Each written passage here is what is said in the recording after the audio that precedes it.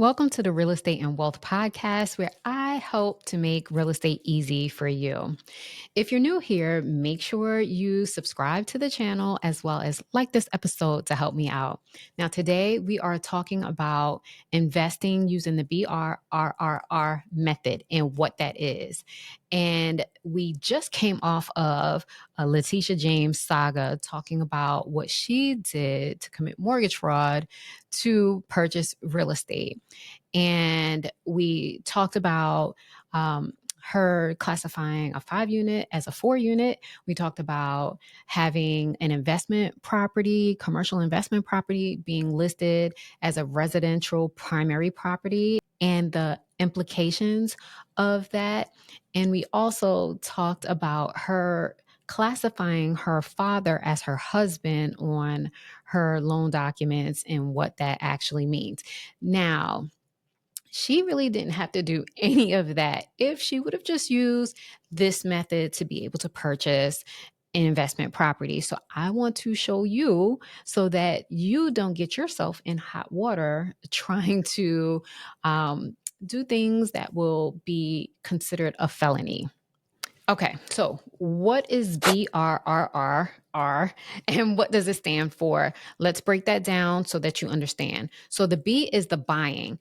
You want to find a property that is below market value as well as one that needs rehabbing. That leads me to the first R. Rehab. You need to find a property that needs to be rehabbed. If you buy a property that does not need any rehabbing, then this BRRRR method really doesn't work unless you find a property that's well under market value for whatever reason. The second R is rent. So you're going to buy a property, you're going to renovate the property, and then you're going to rent the property out. Now, you want to make sure that you're finding good tenants that can create income for you. The third R is refinance. So after you buy the property, you renovate the property, you rent it out to a good, hopefully long-term tenant, then now you want to refinance that property so you can pull your cash out. And the last R is repeat. You want to do it all over again once you've gone through this whole cycle. Now, let's get into why this is a powerful method, especially if you don't have a lot of money. You just need to be able to save up the initial down payment in order to start this process. So why is it such a wealth hack for people? And not everyone knows about this, surprisingly, but I want to make sure that you understand so that if you would like to invest in real estate, you can consider using this method. Okay. You only need to get the cash one time. So whether if it's 30,000 or however much, it all depends on how much the purchase price for the property will be. So if it's $100,000 property and you need 20 or 25% down, then you'll need 20 or 25,000 to get this started. You can use other people's money by way of hard money lending or possibly even a renovation loan through a lender. But you can use other people's money to finance the purchase as well as the rehab portion of the property. So you only need the money for your down payment and your closing costs. You really don't need the money for the rehab unless you have money that you are going to fund your own rehab. And of course, you can fund the purchase price and the rehab. You can still use this method. Doesn't matter how you finance the purchase or rehab. And once you've gone through this process, you will earn cash flow as well as you'll pull out the money that you need to be able to fund the next deal. That's what makes this so powerful, is that it allows you to keep doing this over and over and over and over again until you don't want to do it anymore. And a lot of people use this method to gain wealth in real estate, and you can too. Now, a question for you. If you're a first time investor or if you are an experienced seasoned investor, which method do you like? Do you like to fix and flip, or do you like to fix and hold? People have different methods on what they prefer to do. Some people like to just get in and out of the deal, get their cash, and move on. And then other people are looking for that long term wealth where they'll fix and hold, or some people say flip and hold. But the hold part is just keeping the property, eventually paying it off, and potentially using that money for retirement. That's what a lot of investors do. Or when we're in an up market, they'll sell off some of their investment properties so that they can take the cash and use that cash for maybe other type of investments.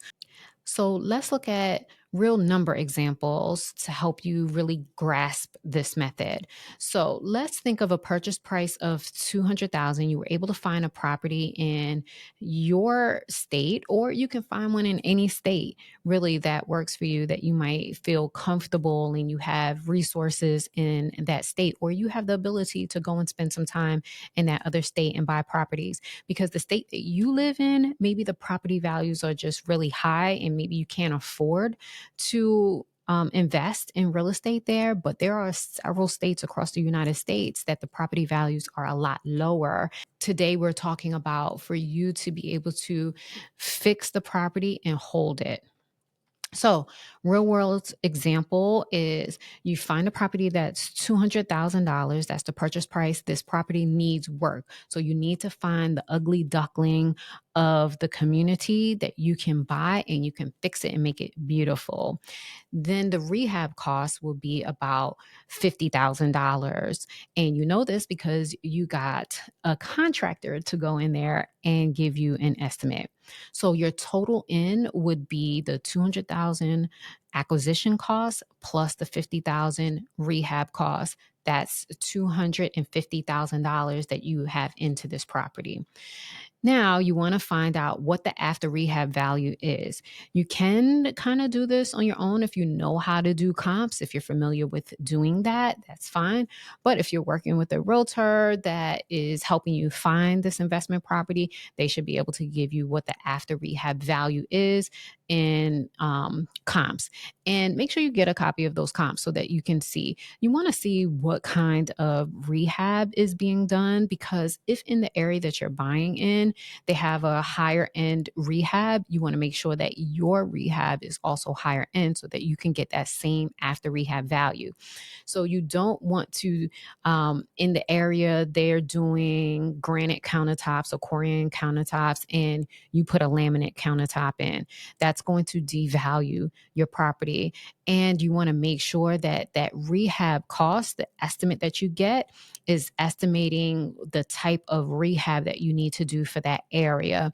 Because if it doesn't, then now you go through this whole process and you have laminate countertops in there and carpet, whereas the rehabs in the area call for granite countertops and hardwood floors throughout, or laminate floors, LVP type of flooring. Then now your property is going to be worth less, and that can really throw off your numbers. So finding out what the after rehab value is, getting those actual comps, looking at the pictures and making sure that they are real comparables and it does align with what your rehab costs estimates are. Okay. Then you want to know what once you refinance it, normally when you refinance, you'll refinance at 70% of the after rehab value. So if this after rehab value for this property is 400,000, you would take 400,000 times that by 75%, and that will give you 300,000. So remember, your all-in cost would be 250,000. That's the purchase price with the rehab, and it's 250. The refinance would be 300. So once you get the property, you close on it, you do the rehab, you get a tenant in there, and then you refinance, you're going to get $300,000 back. So that would be an extra $50,000 now that you can take that money and now you can go and invest in something else. Now, if that doesn't work for you, I don't know what will. But now for this particular property, the monthly rental would be $2,400 a month, and your mortgage based on the acquisition, the rehab, and the interest rate would be about $1,900 per month. So that is about a $500 a month cash flow on this property. Plus, you're going to be building equity in the property over time. So, would you do a deal like this? If you had to live in the property during the rehab, which some people do in order to save money until they get their next rehab, that they will just live in these properties while it's being renovated. I don't necessarily recommend that, but it is something that some people do in order to save on their overhead costs in terms of their own personal living. Okay, so instead of lying on applications like Letitia James did, she could have done this method and rented it out and used the equity just to buy another house instead of going through all of the alleged things that she went through. Now let's talk about some of the risks, right? Because this sounds really, really good. But hey, what are the risks to doing this? And that is a good question. So, some of the risks that you need to think about, and you need to think about the time of year that you're buying, what the market conditions are, what the trends are in the area. You don't necessarily want to buy a property when the market is trending down, because when you buy the property and by the time you go to sell, the values might not be the same. It might be worth less, which means that you'll start losing money on this property. You may not be able to pull out as much money as you thought you would have been able to pull out. Also, rehab costs. You want to make sure that you are getting a few quotes on rehab costs, especially if you're new. If you're new to doing this type of investing, and you're not familiar with the contractors and how much things cost, you want to get a few estimates before deciding to move forward on a particular property. The estimates will give you a good range. Like some are going to be high, some are going to be low, some are going to be right in the middle, and then you can potentially negotiate. You'll get an idea of what people are charging for doing this type of work. You also want to get some references and see the quality of the work that the contractor does.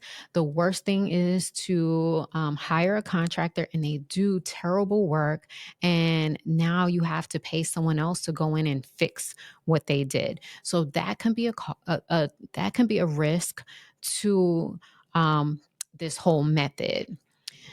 The appraisal. So if you overestimated what the value of this property is, and then the appraisal comes in low, it kind of will mess up the whole method. So you want to make sure that you know your comps. And I mentioned making sure you get the comps from your realtor or whomever you're using to help you with this. You want to see the comps, you want to see the pictures, and you want to make sure that your renovation is going to be in line so that the appraisal comes in around what you're expecting it to come in.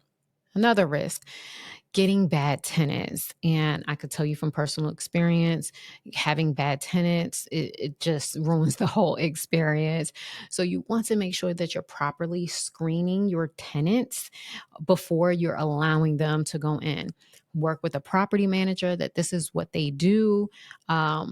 And just making sure that the tenants that you choose, they have a great rental history. Now, anything can happen. You can get someone in a property that they had a great rental history, and maybe 2 months in, they lose their job, and now it's just a downward spiral. You can't really avoid that, but what you can try to avoid is getting a bad tenant in from the very beginning. So make sure that you're doing those proper screenings, background check, credit check, eviction, see if they had any evictions. Okay.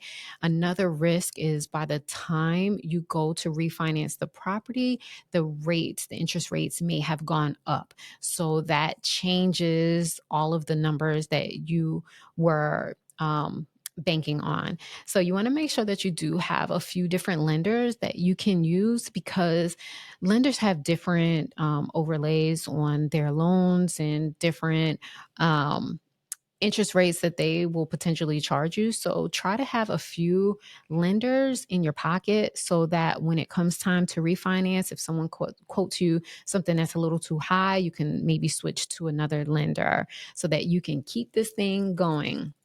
So don't be really scared of these risks, because many of these risks are manageable. Okay. Don't be afraid to jump in and get started. Just be aware of what the risks are and understand what market you're in can help avoid some of these risks. Okay, so we talked about all of this, and now you want to know, well, how do I get started, right? Great question.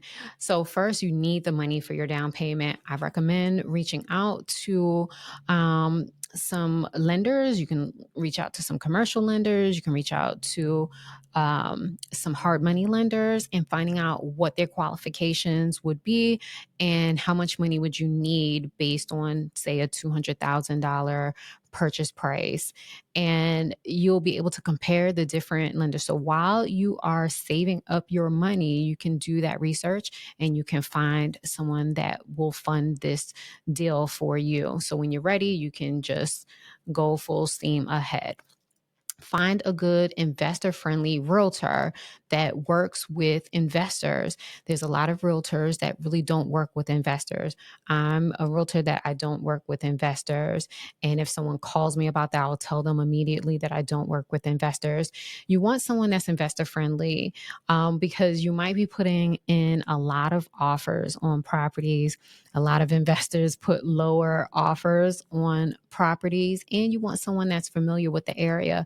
They can tell you what areas are trending, what's happening in the areas, great areas to invest in and where maybe not to invest in. So you want someone that has boots on the ground that can be able to give you some valuable information on communities and properties and things like that. You need to find a contractor. So when you go under contract on a property, for more savvy investors, they have their contractors already. They have an idea of how much it's going to cost to do certain type of renovation. So they're able to just go ahead and submit an offer on a property, maybe get the contractor in just to verify what their thoughts are and move forward. But if you don't have that, you might want to have a contractor with you upon the first visit to the property if you think it's something that you are going to be interested in, because sometimes these properties, they move kind of fast. The investment properties, because there's a lot of investors out there trying to do this same thing and invest. They might not be using this same method, but they are looking to invest and grow their portfolios. So you want to make sure you bring that contractor out to get an estimate. You might need to make another trip to have another contractor come out so you can get multiple estimates on doing the work on this property. We talked about getting pre-approved for the loan. So during the time, maybe when you were saving money, you already talked to some of the lenders. You're going to need a pre-approval a letter from one of the lenders or hard money lender when you're ready to submit an offer on a property. So you want to make sure you have that before you start looking. And then get familiar with the numbers, like how to calculate, how to run the numbers. You might be able to find a budgeting tool online for investors on how to evaluate to see if this is a good deal, where you can plug in the numbers for like the purchase price and the rehab costs and other costs to see like, will this be a good investment? You want to get familiar with that, because if you're not and you make bad decisions, it's going to cost you on the end. And we want you to be successful in this, and we don't want you to, at the end of this, you're just like, whoo, I can't do that again. Okay. So you only need to be bold enough to do this one time, and that one deal can unlock your real estate empire. So don't be afraid. Just get started. And I just gave you several steps that you can do. You can prepare while you're saving money, or if you already have the money, then you can just get started. But reach out to a real estate agent, reach out to lenders, and reach out to a contractor, and then you are ready to rock and roll. So Letitia James may have chose fraud, but you choose freedom. And the BRRRR method is how the average person plays the real estate game like a boss. So no shortcuts, no scandals, just strategy. So you can use this strategy. If you're thinking about doing this, comment below and say, I'm in. And I hope to hear some stories later on how you use the BRRRR method to build your real estate empire. So until next time, don't forget to subscribe to my channel, like this episode, and I'll see you on the next episode.